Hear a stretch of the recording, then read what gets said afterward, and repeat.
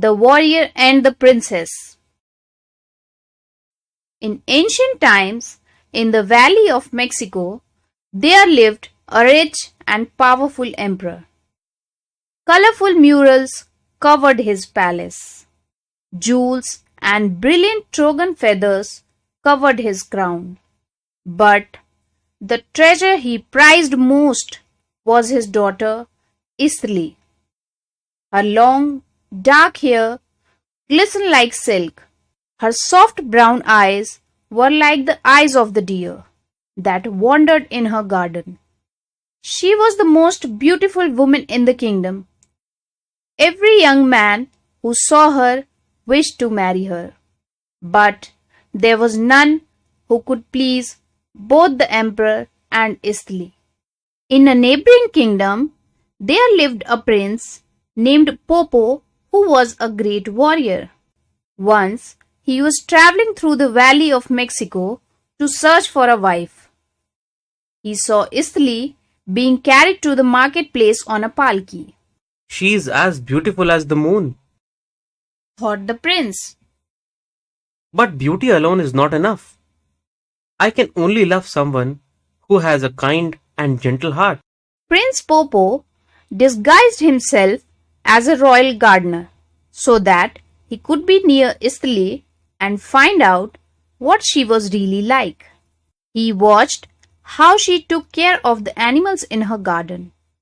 Almost daily, she sent her men with food and clothing for the poor people in the valley.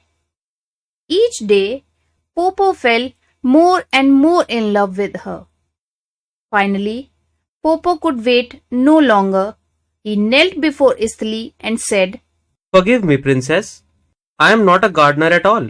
I am Prince Popo from a neighboring mountain kingdom. I have worked in your garden to be near you.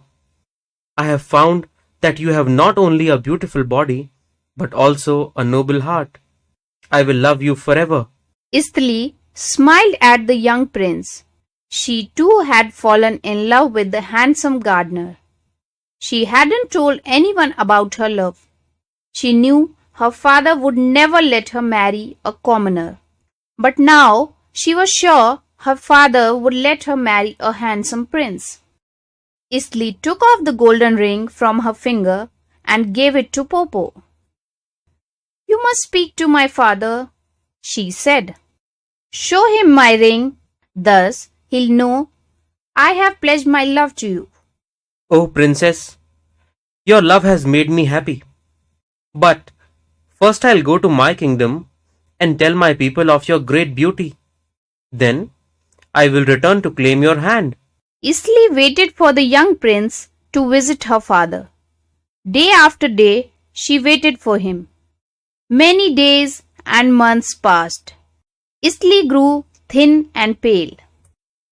She worried about the prince. Had he been injured? Had he fallen ill? Or had he forgotten her? One afternoon, as she sat by the window of a room, one of her maids came running into the room.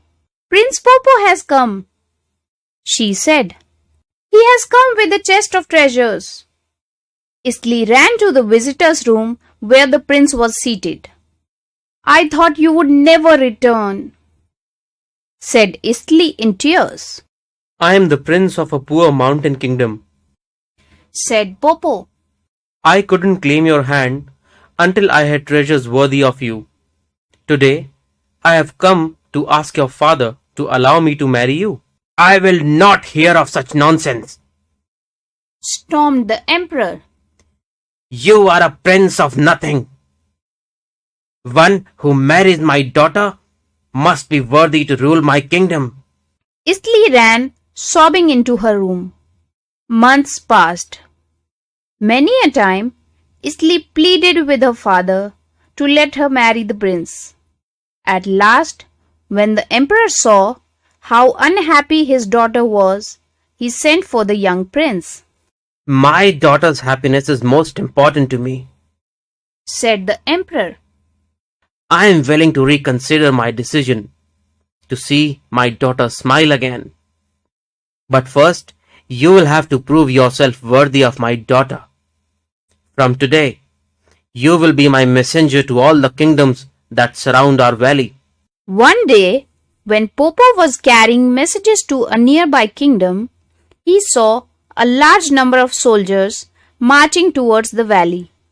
He ran 2 days through the forest and over the mountains to warn the emperor. The emperor's troops hadn't fought any battle for many years. Popo knew they needed to have a strong leader. I will command your soldiers. Said Popo to the emperor. Many a time I have led my people against these very armies and defeated them. You have proved yourself a worthy messenger, Said the emperor. If you are victorious in fighting these invaders, I will let you marry my daughter. Popo and the emperor's soldiers fought the invaders for more than a year. One day, a messenger falsely reported that Popo had been killed. Istli was so shocked that she died of grief. The same day she died, Popo returned with his army of warriors. He bowed before the emperor and said, Your Highness, we had to fight many enemies, but we have defeated all of them.